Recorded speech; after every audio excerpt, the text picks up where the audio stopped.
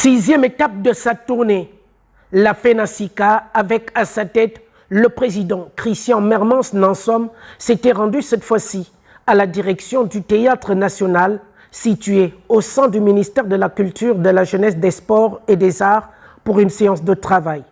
Plusieurs points ont été relevés, notamment les conditions de travail du personnel de cette direction. Nous avons échangé avec l'ensemble du personnel et des responsables administratifs de cette entité administrative. Après les échanges que nous avons eus, nous avons constaté que cette direction est pratiquement sans abri.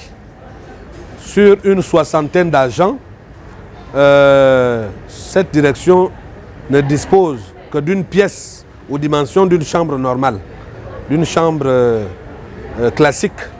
Et ce qui fait que le directeur, les secrétaires et les agents se partagent un même bureau. C'est vraiment grave pour une direction comme celle-là, parce que en réalité, la direction du Théâtre National devrait avoir un immeuble et doté d'une salle de spectacle pour les productions théâtrales. Une direction oubliée, sinon morte, ne ressemble à rien du tout.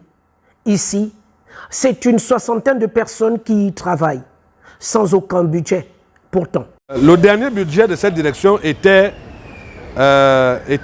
élevé à 90 millions pour la troupe du Théâtre National, 90 millions pour la compagnie du Ballet National et 6 millions pour les services administratifs du Théâtre National. Ce qui fait grosso modo un montant de 186 millions.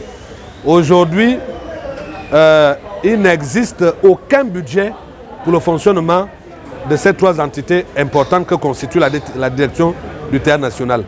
Alors, tous ces problèmes, comme nous l'avons expliqué dans le cadre de notre tournée, nous allons les poser à notre ministre de tutelle, au docteur André Jacogan, dans le cadre de la commission permanente et paritaire du dialogue social qui sera bientôt installée. Actualisation du cahier de charges, élection, puis installation du bureau de la délégation de services ont marqué l'importance de cette réunion, aussi importante.